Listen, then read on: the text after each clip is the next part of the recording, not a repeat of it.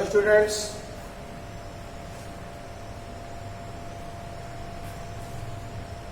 पिछले लेक्चर में हम लोगों ने करंट इलेक्ट्रिसिटी जब स्टार्ट किया है उसमें एक चीज समझी थी, current. What is current? Electric current, flow of rate of flow of charge is known as current. बताया था आपको I equals D Q by D T. I average लिखा जाता है delta Q by delta D, charge flown by total time. इसकी unit होती है coulomb per second, जिसे कहा जाता है एम्पियर। एम्पियर इलेक्ट्रिक करंट की यूनिट होती है एम्पियर। और ये स्केलर क्वांटिटी हमने बताया था कि वेक्टर स्केलर में अगर दो ऑप्शन है तो आपकी समझदारी होगी इलेक्ट्रिक करंट को आप स्केलर मानेंगे, लेकिन अगर टेंसर क्वांटिटी भी ऑप्शन में है तो ना वेक्टर होती है। रियलिटी में करंट ना स्केलर है ना वेक्टर, वो टेंसर क्वांटिटी है। लेकिन अगर आपके क्वेश्चन आया ऑप्शन में टेंसर हो ही ना, तो वेक्टर और स्केलर में क्या लेना समझदारी होगी? स्केलर। और इस पर हमने चूंकि करंट और चार्ज दोनों टाइम का फंक्शन है, इसलिए उस पर एक आध न्यूमेरिकल भी हमने आपसे कराया था। अब देखें रियलिटी में करंट किसी कंडक्टर में कैसे फ्लो करता है, इसके लिए जानना पड़ेगा कुछ आरी टाइप। जैसे मान लो ये कोई कंडक्टर है। अब कंडक्टर और इंसुलेटर में तो आपको डिफरेंस मालूम है। इंसुलेटर में चार्ज कैरियर मूव करने के लिए फ्री नहीं होते, दैट इज इलेक्ट्रॉन, फ्री नहीं होते। कंडक्टर के अंदर इलेक्ट्रॉन चलने के लिए, मूव करने के लिए फ्री होते। अच्छा, किसी भी कंडक्टर तो न्यूट्रल होता है। इसका मतलब इसमें प्रोटॉन भी होता है और इलेक्ट्रॉन भी होता है। प्रोटॉन भी होता है और इलेक्ट्रॉन भी होता है। प्रोटॉन का चार्ज प्लस सी, इलेक्ट्रॉन का चार्ज माइनस सी। प्रोटॉन का चार्ज प्लस सी, इलेक्ट्रॉन का चार्ज माइनस सी। अगर मान लो हम यहां एक इलेक्ट्रिक फील्ड लगा दें, इलेक्ट्रिक फील्ड क्रिएट करें, तो निश्चित ही इन दोनों पर, ये तो आपको पता है ना, किसी भी कंडक्टर के अंदर मूव करने के लिए कौन फ्री होता है? इलेक्ट्रॉन की प्रोटॉन? इलेक्ट्रॉन। कौन फ्री होता है? इलेक्ट्रॉन ऐसा चार्ज कैरियर है जो किसी कंडक्टर के अंदर मूव करने के लिए फ्री होता है, जबकि प्रोटॉन फ्री नहीं होता। जैसे इलेक्ट्रिक फील्ड लगाएंगे, ये सब चार्ज पार्टिकल है, इन पर फोर्स लगेगा। प्रोटॉन पर फोर्स किधर लगेगा? इलेक्ट्रिक फील्ड के डायरेक्शन में। इलेक्ट्रॉन पर फोर्स किधर लगेगा? इलेक्ट्रिक फील्ड के अपोजिट डायरेक्शन में। आपको पता है फोर्स बताया है F इक्वल्स QE। F का डायरेक्शन EE, या F का direction plus EE। Minus charge है, निगेटिव चार्ज है इलेक्ट्रॉन, इस पर जो फोर्स का डायरेक्शन होगा इलेक्ट्रिक फील्ड के अपोजिट होगा। और प्रोटॉन पर लगने वाला जो फोर्स का डायरेक्शन होगा इलेक्ट्रिक फील्ड के अलॉन्ग होगा। इलेक्ट्रिक फील्ड इधर लगा है तो प्रोटॉन पर फोर्स इधर लगेगा, इलेक्ट्रॉन पर फोर्स इधर लगेगा। फोर्स तो दोनों पर लगा, लेकिन चलेगा कौन? मूव करने के लिए कंडक्टर के अंदर कौन फ्री होता है? इलेक्ट्रॉन की प्रोटॉन? इलेक्ट्रॉन। यानी चलेगा कौन? इलेक्ट्रॉन। अच्छा भाई, चलो ठीक है बात। जब किसी कंडक्टर के क्रॉस कोई भी हम इलेक्ट्रिक फील्ड उसके अलॉन्ग लगाते हैं, तो उसमें जो चार्ज कैरियर से चार्ज है उसके अंदर, चाहे प्रोटॉन हो चाहे इलेक्ट्रॉन हो, दोनों पर एक फोर्स लगता है। लेकिन प्रोटॉन मूव करने के लिए फ्री नहीं होता, जबकि इलेक्ट्रॉन मूव करने के लिए फ्री होता है। यानी कौन चलेगा? ओके, चलेगा कौन? इलेक्ट्रॉन। रियलिटी में जैसे मान लो ये कंडक्टर है, ये कंडक्टर, हमने इसके क्रॉस एक बैटरी लगा दी, बैटरी लगा दी। बैटरी का जो ये सिंबल है, ये जो बड़ी डंडी है, एक बड़ी डंडी होती है, छोटी बड़ी डंडी होती है हाई पोटेंशियल, और ये छोटी डंडी होती है lower potential. High potential, lower potential, ऐसा मत समझे कि पॉजिटिव नेगेटिव, नो। बड़ी डंडी हाई पोटेंशियल पे और छोटी डंडी लो पोटेंशियल पे। तो अगर मान लो हम यहां पर 20 वोल्ट की बैटरी लगाए तो V क्या है? पोटेंशियल और पोटेंशियल डिफरेंस। पोटेंशियल और potential difference, potential difference, high potential और लो पोटेंशियल का डिफरेंस। तो बैटरी से हम पोटेंशियल लेते हैं, पोटेंशियल डिफरेंस देती है बैटरी पोटेंशियल प्रोवाइड करती है या पोटेंशियल डिफरेंस? Potential difference. जैसे मान लो 10 वोल्ट की बैटरी, 10 वोल्ट, यहां 2 वोल्ट है, यहां कितना? 12 volt. High potential 12 volt, low potential 2 volt, difference कितने का? 10 वोल्ट। मान लो ये बैटरी है, चलो 10 वोल्ट की है, यहां -2 वोल्ट, तो यहां कितना? यहां -2 वोल्ट, तो यहां कितना? ये भी बताना पड़ेगा, ये भी डाउट। 8 वोल्ट, दोनों का डिफरेंस कितना? 8 और -2 का डिफरेंस 10। यानी आपको बैटरी क्या प्रोवाइड करती है? Potential difference. मान लो कंडक्टर है, इसकी अक्रॉस हमने एक बैटरी लगाया जिससे पोटेंशियल डिफरेंस आया कितना? V। ये आपका कनेक्टिंग वायर है। कनेक्टिंग वायर का रेजिस्टेंस 0 माना जाता है, रेजिस्टेंस 0। इसका मतलब अगर यहां 0 वोल्ट है तो यहां कितना? V। यहां 0 है तो यहां 0 है, यहां भी है तो यहां भी है। इसका मतलब इस कंडक्टर के अक्रॉस जो पोटेंशियल डिफरेंस क्रिएट हुआ वो कितने का होगा? V। और अगर इसकी लेंथ L है तो जो इसके अंदर इलेक्ट्रिक फील्ड जनरेट हुई वो इलेक्ट्रिक फील्ड होती है V/L। इलेक्ट्रिक फील्ड जो जनरेट होगी इस कंडक्टर के अक्रॉस इक्वल्स होगी V/L। पढ़ा है, इलेक्ट्रिक फील्ड होता है dV/dx।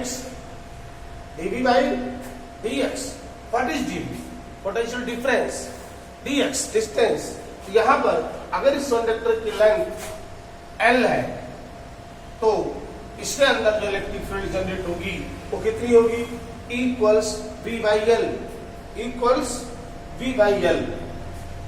लेकिन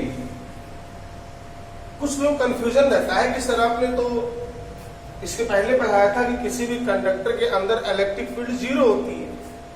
हाँ, लेकिन आइसोलेटेड कंडक्टर, कैसा कंडक्टर? आइसोलेटेड। ये आइसोलेटेड कंडक्टर नहीं है, ये तो वायर से कनेक्ट है, एक लूप बना रहा है। कंडक्टर आइसोलेटेड कंडक्टर अगर है, जब देख लो इसको, मान लो ये ऐसे कंडक्टर है, इससे पॉजिट्रॉन भी है, इलेक्ट्रॉन भी है। मान लो हमने यहां एक इलेक्ट्रिक फील्ड लगाई ऐसे,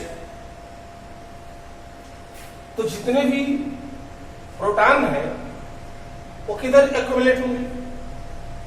प्रोटॉन पर फोर्स लगेगा फील्ड के डायरेक्शन में, तो प्रोटॉन एक्यूमुलेट इधर हो जाएंगे यहां पे। इलेक्ट्रॉन पर फोर्स इधर लगेगा तो इलेक्ट्रॉन इधर आ जाएगा। हमने ये एक्सटर्नल इलेक्ट्रिक फील्ड लगाई, मतलब इस कंडक्टर को एक एक्सटर्नल इलेक्ट्रिक फील्ड में रखा। अब देखो, जब एक्यूमुलेशन चार्ज का हुआ, प्रोटॉन इधर गया, इलेक्ट्रॉन इधर आए, तो ये सिरा पॉजिटिव चार्ज हो गया, यहां नेगेटिव चार्ज हो गया, तो इसके अंदर एक इलेक्ट्रिक फील्ड जनरेट हुई जिसे कहा जाता है इंड्यूस्ड इलेक्ट्रिक फील्ड का डायरेक्शन होगा from positive to negative charge होता है। जैसे हम किसी कंडक्टर के पास इलेक्ट्रिक फील्ड लगाए, एक्सटर्नल इलेक्ट्रिक फील्ड, तो चार्जों का एक्युमुलेशन होता है, प्रोटॉन इधर गया, इलेक्ट्रॉन इधर आ गया, यानी इसके अंदर एक इधर पॉजिटिव चार्ज और नेगेटिव चार्ज, तो इधर इस डायरेक्शन में from positive to negative charge के डायरेक्शन में एक इलेक्ट्रिक फील्ड इंड्यूस्ड होगी।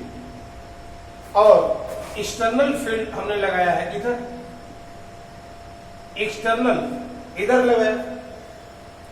जब एक्युमुलेशन चार्ज होता जाएगा तब तक चार्ज का एक्युमुलेशन होगा, चार्ज तब तक चलते रहेंगे जब तक कि ई इंड्यूस्ड बराबर नहीं हो जाता एक्सटर्नल के।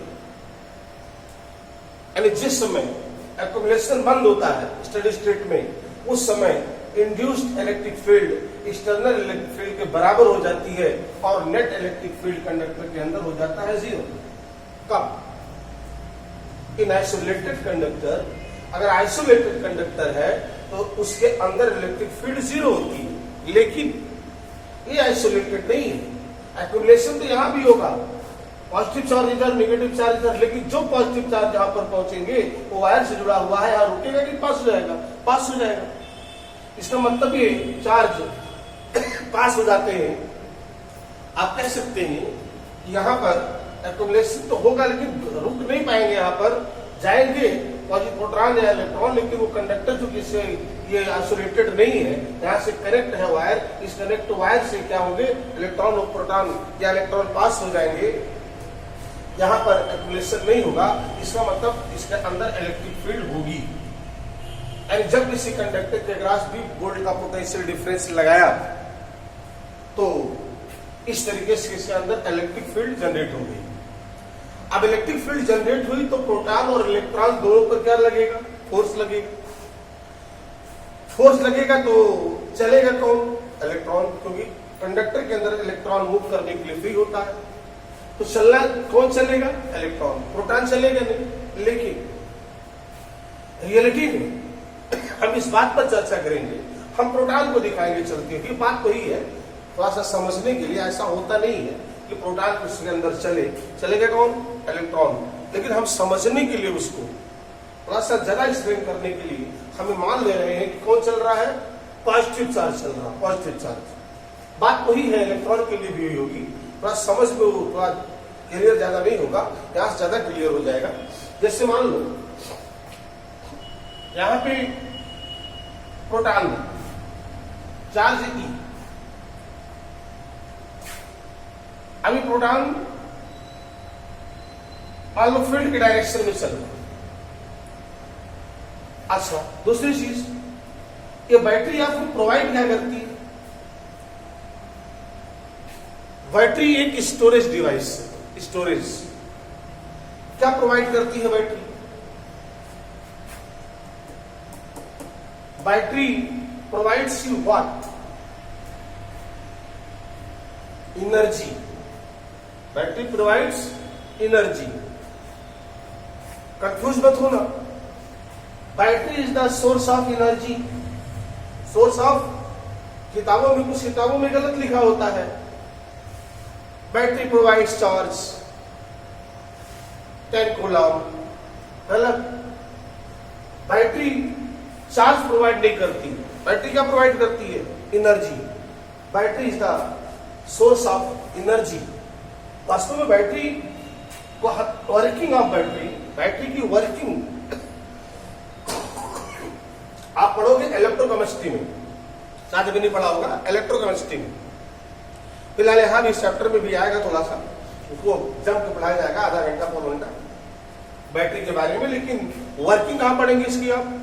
इलेक्ट्रोकेमिस्ट्री में। Cell, battery, Daniel cell, Leclanche cell, किसका ईएमएफ ज्यादा, किसका ईएमएफ कम, दुनिया भर के सेल पढ़ेंगे, वो सब इलेक्ट्रोकेमिस्ट्री में उसकी वर्किंग पढ़ाई जाती है। यहां आपको ये battery provides what? Battery provides what? Energy. Energy provide करती है। होता है एक्चुअली में ये है, जैसे भी पोटेंशियल डिफरेंस है, यहाँ भी तो यहाँ भी, यहाँ जीरो तो यहाँ जीरो, कनेक्टिंग वायर का कोई रेजिस्टेंस नहीं होता, जीरो, लगभग जीरो होता। तो अगर कोई पॉजिट्रॉन यहां पर है तो उसकी एनर्जी कितनी, ईबी, पोटेंशियल एनर्जी होती है ईबी। अगर यहाँ का पोटेंशियल भी है, चार्ज ई है प्रोटॉन का, तो यहाँ एनर्जी कितनी है, ईबी। पढ़ा है पोटेंशियल एनर्जी के बारे में, QB, QB, QB. Potential energy ऐसे भी पढ़ा है, के Q1 Q2 बाई आर। अगर के Q1 बाई आर को भी ले ले तो Q देखिए आता है VQ, वही QV पोटेंशियल एनर्जी होती है, QV। अच्छा, एक प्रोटॉन मान लो यहाँ पर है, उसका चार्ज E है, तो एनर्जी कितनी है उसकी, EB। यहां पोटेंशियल जीरो है, यहाँ एनर्जी कितनी है, जीरो, EB। यहाँ E इंटू जीरो, V कितना है, जीरो। यहां एनर्जी EB, यहां एनर्जी जीरो, गई कहां। जब प्रोटॉन यहां था एनर्जी कितनी थी, EB, यहां पहुंचा तो एनर्जी जीरो, गई कहां, एनर्जी कहां गई, कंडक्टर खा गया। कौन खा गया, कंडक्टर। अभी कंडक्टर क्या है, कंडक्टर आपका ट्यूबलाइट हो सकता है, बल्ब हो सकता है, कंडक्टर आपका फैन हो सकता है, कंडक्टर कोई भी चीज, इलेक्ट्रिकल, सिंपल इलेक्ट्रिकल अप्लायंसेस, जो एनर्जी को क्या कर रहा है, खा जा रहा है, इसी में एनर्जी जा रही है, खर्च हो रही है। ये एनर्जी इसमें खर्च हो रही है हीट एनर्जी के रूप में, तो आपको लाइट मिल रही है और वो आपके यहाँ इलेक्ट्रिक बल्ब। ये एनर्जी जो इलेक्ट्रॉन लेके यहाँ पर ईवी थी, प्रोटॉन की एनर्जी, एक्चुअल हमने पहले बता दिया, कंफ्यूज मत होना, प्रोटॉन नहीं चलता है, कौन चलता है, इलेक्ट्रॉन।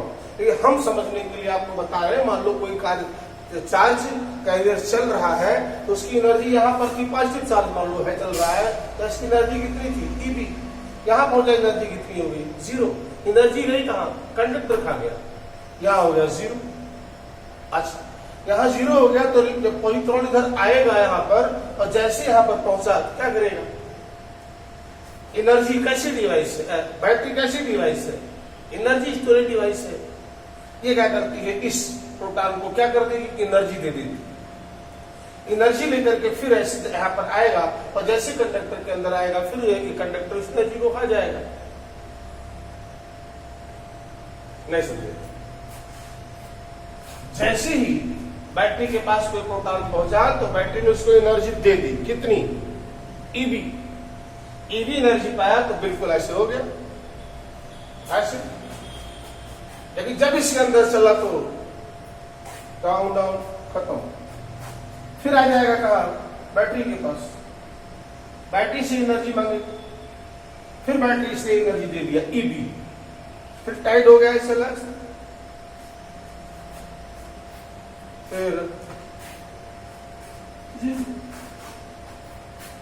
फिर बैटरी के पास,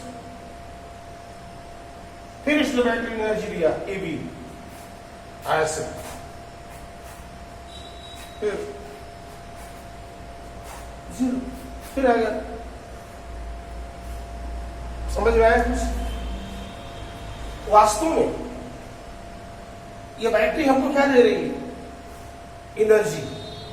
बैटरी प्रोवाइड कर रही है प्रोटॉन को क्या, एनर्जी। और प्रोटॉन ये क्या है, चार्ज कैरियर क्या है, ये ट्रक है, ट्रक जो बैटरी से एनर्जी ले जाकर के और इस कंडक्टर में उड़ेल देते हैं, फिर आते हैं बैटरी से एनर्जी लेते हैं, कंडक्टर में उड़ेल देते हैं। इस तरीके से ये चल रहे हैं कि यहां से बैटरी लिया और ये एनर्जी सीधे कंडक्टर के अंदर लॉस हो जाती है किसी दूसरे फॉर्म में, मैकेनिकल एनर्जी के रूप में लॉस हो जाएगी, तो पंखा फैन चलने लगता है। हीट एनर्जी के रूप में लॉस होगी, तो वो ये अप्लायंसेस कंडक्टर गर्म होगा, या लाइट भी दे सकता है, इतना ज्यादा ओवरहीट हो जाए। इसके अलावा मतलब ये कंडक्टर ही इस एनर्जी को खा जाता है। यानी हमको बैटरी क्या दे रही है, एनर्जी। उस एनर्जी कौन ले जा रहा है, इलेक्ट्रॉन। भाई जोड़िए, कौन ले जा रहा है, इलेक्ट्रॉन। इलेक्ट्रॉन उस एनर्जी को लेते हैं और बैटरी से, और जाते हैं कहां पर, कंडक्टर के अंदर। कंडक्टर के अंदर वो एनर्जी दूसरे फॉर्म में चेंज होती है।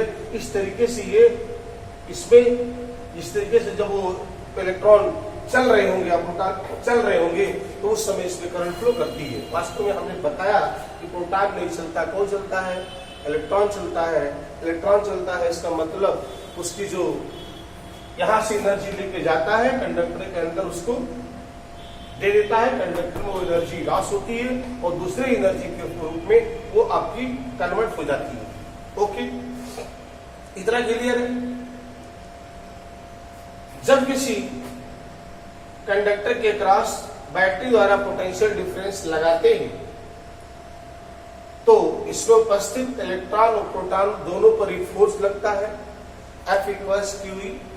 लेकिन प्रोटॉन मूव करने के लिए फ्री नहीं होते, केवल इलेक्ट्रॉन ही मूव करने के लिए फ्री होता है। इसलिए इलेक्ट्रॉन चलने लगते हैं, उस सर्किट में चलने लगते हैं और बैटरी से एनर्जी ले जाकर के इस कंडक्टर में खर्च करते रहते हैं या देते रहते हैं। इस तरीके से इस तरह से इस कंडक्टर से होकर के करंट फ्लो होती है, राइट। अच्छा, अगर इलेक्ट्रॉन इधर चलेगा तो करंट किधर होगी? करंट तो इधर होगी। इलेक्ट्रॉन के चलने के अपोजिट डायरेक्शन में क्या होगी? करंट होगी। तो इस तरीके से इसमें एक करंट फ्लो करती है, राइट। मेन चीज जैसे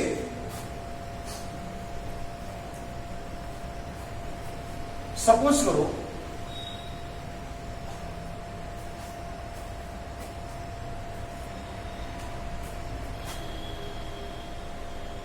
कि कोई कंडक्टर है,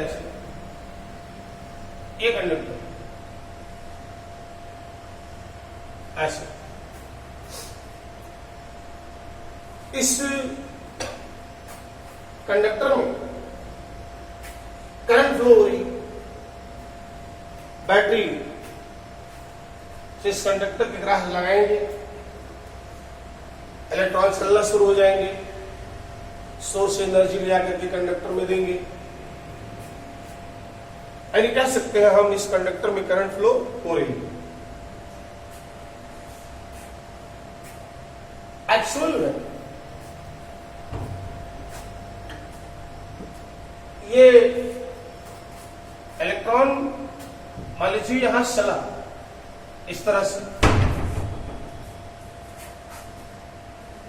अगर कोई कंडक्टर रूम टेम्परेचर पे है,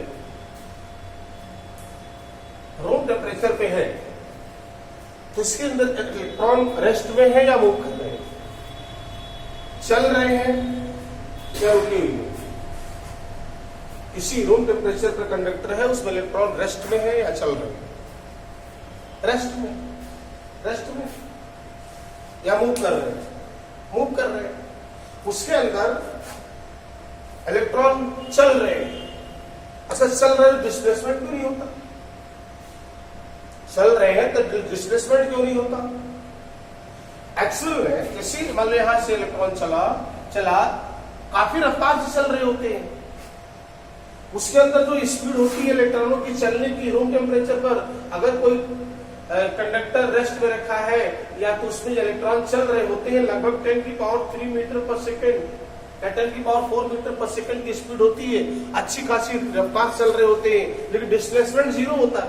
तो क्योंकि जब ये चलते हैं तो आपस में धड़ाम ऐसे टकराते हैं, आपस में टकराते रहते, कोलिजन होता रहता है उनके बीच में। यहाँ गया कोलिजन हो गया, फिर इधर चला गया, फिर ऐसे चला गया, ऐसे चला गया, इधर गया, फिर इधर गया, फिर इधर गया, ऐसे हो गया।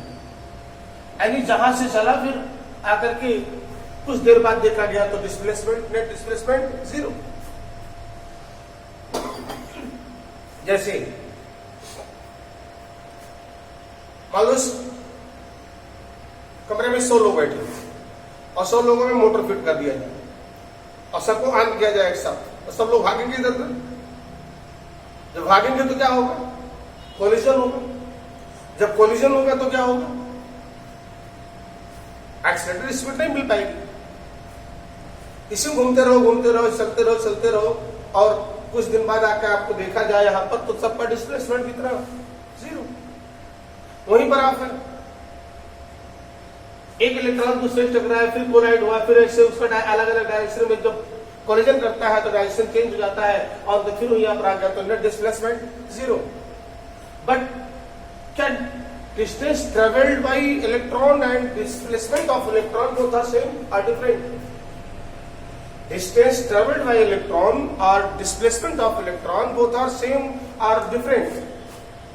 Different. Distance तो चला ही, बहुत सारा डिस्टेंस चला, यहाँ गया फिर यहाँ गया, ये डिस्टेंस ट्रेवल कर रहा है, लेकिन जहां से चला वहीं पर फिर आगे रुक गया। इसका मतलब डिस्प्लेसमेंट 0। इसका मतलब ये हुआ कि डिस्प्लेसमेंट 0। अगर कोई कंडक्टर रूम टेम्परेचर पर है तो इलेक्ट्रॉन मूव करते रहते हैं उसके अंदर, लेकिन नेट डिस्प्लेसमेंट क्या होता है? 0। तो अगर हम एवरेज वेलोसिटी की बात करें उन इलेक्ट्रॉनों की, स्पीड तो है लेकिन एवरेज वेलोसिटी की बात करें तो एवरेज वेलोसिटी जो इलेक्ट्रॉन की होती है कितनी होती है? 0। लेकिन अगर इस कंडक्टर के अंदर अक्रॉस एक बैटरी लगा दें, पोटेंशियल डिफरेंस क्रिएट कर दें, तो जैसे ही किसी कंडक्टर के पास बैठी, अब इलेक्ट्रॉन जो इसके अंदर चलेगा इस तरीके से चल रहा है, मान लो ऐसे, इस तरीके से ऐसे चलेगा और फाइनली पहुंच गया यहां से चला, ऐसे कोलिजन होता रहा, अंत में आ गया B। तो डिस्प्लेसमेंट आया थोड़ा सा, ये डिस्प्लेसमेंट आया थोड़ा सा डिस्प्लेसमेंट, मान लो R। ए से भी जो हल्का सा डिस्प्लेसमेंट आया, अब डिस्प्लेसमेंट 0 नहीं, रूम टेम्परेचर पर डिस्प्लेसमेंट इलेक्ट्रॉन का 0। लेकिन जब इसके क्रॉस एक बैटरी लगा दिया तब अब इलेक्ट्रॉन चल रहा है तो कोलिजन तो हो ही रहे हैं, लेकिन उसका नेट डिस्प्लेसमेंट आ जाता है थोड़ा सा, और नेट डिस्प्लेसमेंट आ गया तो इसके मतलब ये वेलोसिटी 0 नहीं है। इसी को कहा जाता है, मान लो ये यहां से अभी तक आने में जो टोटल टाइम t लगा, इसे कहते हैं एवरेज वेलोसिटी जो आएगी इसकी, एवरेज वेलोसिटी ये हो जाएगी r by T, displacement by time, ये एवरेज वेलोसिटी। एवरेज वेलोसिटी और स्पीड की बात करें तो आप देखेंगे speed of electron is larger, greater than average velocity।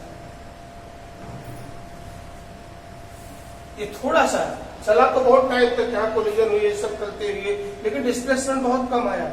इसका मतलब एवरेज वेलोसिटी इनकी बहुत कम है, स्पीड तो बहुत ज्यादा है। स्पीड एक्चुअली में एवरेज वेलोसिटी होती है 10⁻³ 10⁻⁴ मीटर पर सेकंड होती है एवरेज वेलोसिटी, और एवरेज स्पीड होती है 10⁻+3 या 10⁻⁴ मीटर पर सेकंड।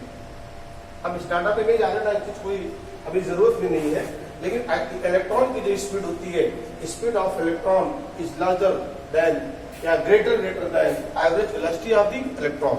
और इसी एवरेज वेलोसिटी को कहा जाता है ड्रिफ्ट वेलोसिटी।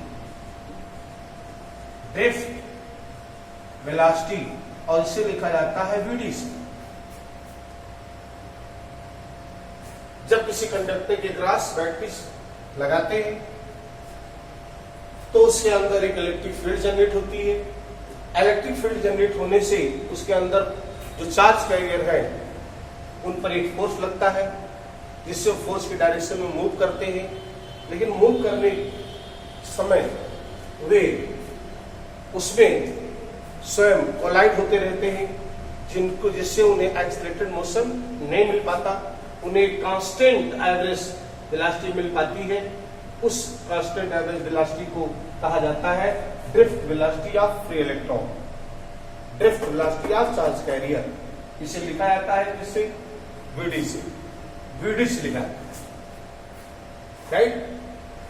तो हम इसके आगे चर्चा करेंगे नेक्स्ट लेक्चर में। अब ये यहां से जो डेरिवेशन वाली चीजें शुरू होती है, current, drift velocity, relaxation time, Ohm's law वगैरह, ये सब इसके आगे आएंगे।